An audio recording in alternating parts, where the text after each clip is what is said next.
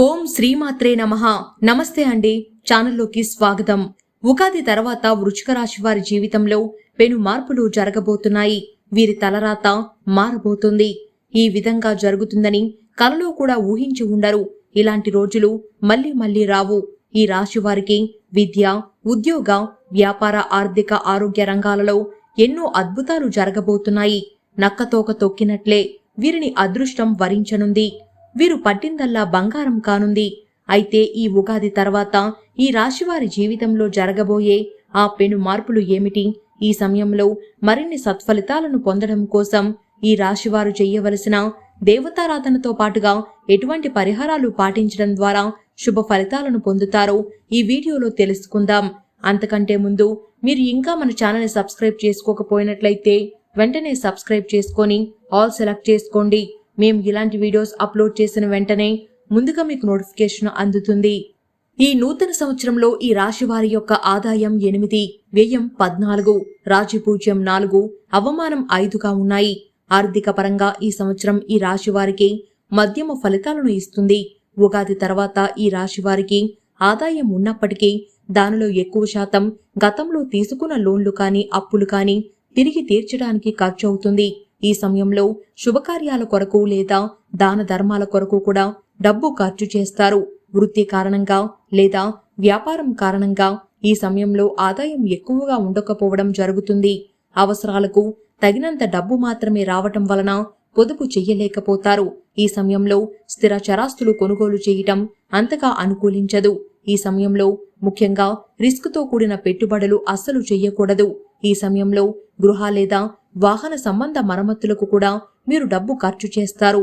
మే 1 నుంచి మారుతున్న గ్రహస్థితి కారణంగా మీ ఆర్థిక పరిస్థితి మెరుగుపడడం ప్రారంభమవుతుంది.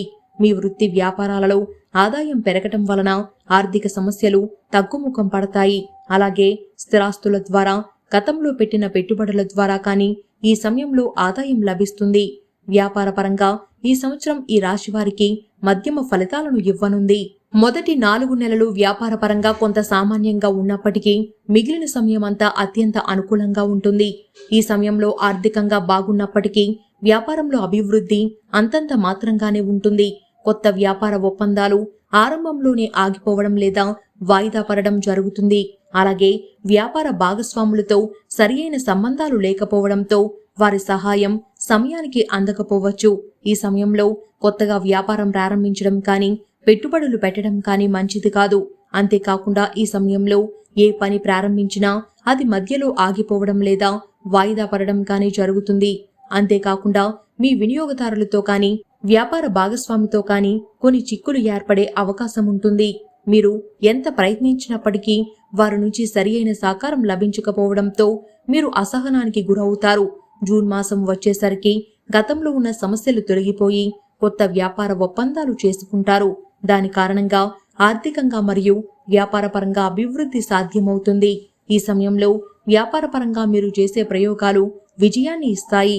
మీకు గతంలో ఉన్న చికాకులు కానీ అసహనం కానీ తొలగిపోయి ఉత్సాహంగా మీ పనులు చేసుకోగలుగుతారు.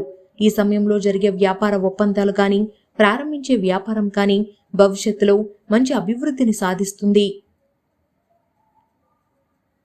విద్యాపరంగా ఈ సంవత్సరం ఈ రాశి వారికి మిశ్రమ ఫలితాలను ఇస్తుంది. నూతన సంవత్సర ప్రారంభం చదువులో ఏకాగ్రత తగ్గటం మరియు ఆటంకాలు ఏర్పడటం జరగవచ్చు. ముఖ్యంగా మీలో చదువు గురించి అలసత్వం పెరగటం మరియు పరీక్షల విషయంలో అహంకారం ఎక్కువ అవడం జరుగుతుంది. మీలాగా ఎవరు చదవరు అనే అహంభావం ధోరణి కానీ ఎక్కువ శ్రమ చేయకుండా పరీక్షల్లో అత్యుత్తమ శ్రేణిలో ఉత్తీర్ణులవుతామని నిర్లక్ష్య ధోరణి ఏర్పడే అవకాశం ఉంటుంది. దాని కారణంగా మీరు చదువును నిర్లక్ష్యం చేస్తారు. ఏప్రిల్ మాసం వచ్చేసరికి కుటుంబ పరిస్థితుల కారణంగా మీరు చదివే విద్యాలయంలో కానీ చదివే ప్రాంతంలో కానీ మార్పులు జరిగే అవకాశం ఉంటుంది. చదువు నిమిత్తం వేరే ప్రాంతాలకు లేదా వేరే విద్యాలయాలకు వెళ్లటం జరుగుతుంది. ముఖ్యంగా ప్రాథమిక విద్యలో ఉన్న వారికి ఈ విధమైన మార్పులు జరిగే అవకాశం ఉంటుంది. ఈ రాశివారు మే 1 వరకు పరీక్షల విషయంలో కొన్ని జాగ్రత్తలు తీసుకోవాల్సి వస్తుంది. ముఖ్యంగా తమ నిర్లక్ష్యం కారణంగా వారు పరీక్షలను సరిగా రాయకపోవడం కానీ లేదా పరీక్షల సమయంలో ఏదో ఒక సమస్య వచ్చి పూర్తి ఏకాగ్రతతో పరీక్షలు రాయలేకపోవడం కానీ జరగవచ్చు. ఉద్యోగం కొరకు పోటీ పరీక్షలు రాస్తున్న వారికి ఈ సంవత్సరం ప్రథమార్థం సామాన్యంగా ఉన్నప్పటికీ ద్వితీయార్థంలో వారు అనుకున్న ఫలితాన్ని పొందుతారు. ఆరోగ్యపరంగా ఈ సంవత్సరం ఈ రాశి వారికి మిశ్రమ ఫలితాలను ఇవ్వనుంది. ఉగాది తర్వాత ఈ రాశి వారికి మారుతున్న గ్రహస్థితి అనుకూలంగా లేని కారణంగా ఆరోగ్య సమస్యలు వచ్చే అవకాశం ఉంటుంది. ముఖ్యంగా ఊపిరితిత్తులకు సంబంధించిన, విష జ్వరాలకు సంబంధించిన, అలర్జీలకు సంబంధించిన, అపరిశుభ్ర ఆహారం కారణంగా వచ్చే ఆరోగ్య సమస్యల విషయంలో ఈ సమయంలో జాగ్రత్తగా ఉండటం మంచిది. ఈ సమయంలో శరీరంలో రోగ నిరోధక శక్తి తక్కువగా ఉండే అవకాశం ఉంటుంది. కాబట్టి వీలైనంత వరకు మీ ఆరోగ్యం విషయంలో జాగ్రత్తగా ఉండటం మంచిది. అలాగే ఈ సమయంలో మీ రోగ నిరోధక శక్తి పెరగటానికి యోగా, ప్రాణాయామం లాంటి పద్ధతులను పాటించడం మరియు వీలైనంత ఎక్కువ సమయం ప్రకృతిలో గడపటం మంచిది.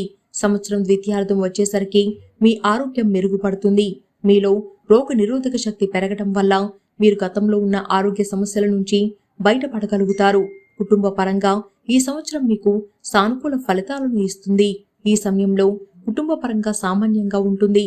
ముఖ్యంగా కుటుంబ సభ్యుల మధ్యన సరియైన అవగాహన లేకపోవడం, ఇంటి పెద్దవారి ఆరోగ్య సమస్యల కారణంగా ఇంట్లో ప్రశాంతత వాతావరణం ఉండకపోవచ్చు. అలాగే మీరు కొంతకాలం ఉద్యోగరీత్యా కానీ లేదా ఇతర కారణాల వల్ల కానీ ఇంటికి దూరంగా ఉండే అవకాశం ఉంటుంది. ముఖ్యంగా ఈ సమయంలో పిల్లల ఆరోగ్యం కానీ పెద్దల ఆరోగ్యం కానీ ఎక్కువగా ఆందోళనకు గురి చేస్తుంది. అయితే ఈ సమస్యలు కొంతకాలమే ఉంటాయి. కాబట్టి వీటి గురించి ఎక్కువగా ఆందోళన చెందాల్సిన అవసరం లేదు. వివాహం కోసం ఎదురు చూస్తున్న వారికి, ఈ రాశి వారికి ఈ సంవత్సరం ద్వితీయార్థంలో వివాహమయ్యే సూచనలు ఎక్కువగా ఉన్నాయి. ఈ సమయంలో మరిన్ని శుభ ఫలితాలను పొందడం కోసం ఈ రాశివారు చేయవలసిన దేవతారాధన చూసుకున్నట్లయితే ఓం దుర్గాయ నమః అనే మంత్రాన్ని 108 సార్లు పఠించడం ద్వారా శుభ ఫలితాలను పొందుతారు. నిత్యం సూర్య భగవానుని ప్రార్థించడం ద్వారా మేలు చేకూరుతుంది. మీకు వీలైనప్పుడల్లా గోమాతకు గ్రాసం పెట్టడం ద్వారా సకల శుభాలు చేకూరుతాయి. మీరు శుక్రవారం ఉదయం స్నానం తర్వాత గులాబీ రంగు దుస్తులను ధరించి లక్ష్మీదేవిని తామర పువ్వులు లేదా ఎర్ర గులాబీలతో పూజిస్తూ పూజా సమయంలో శ్రీ సూక్తాన్ని పఠించండి.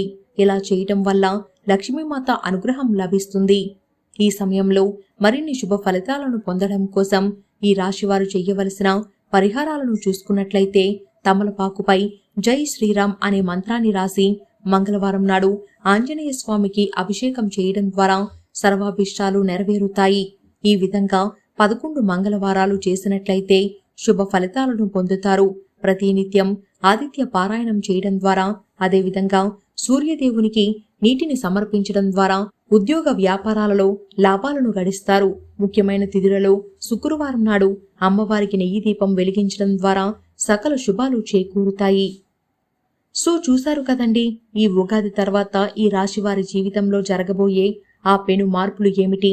ఈ సమయంలో మరిన్ని సత్ఫలితాలను పొందడం కోసం ఈ రాశివారు చెయ్యవలసిన దేవతారాధనతో పాటుగా ఎటువంటి పరిహారాలు పాటించడం ద్వారా శుభ ఫలితాలను పొందుతారో ఈ వీడియోలో తెలుసుకున్నాం కదా.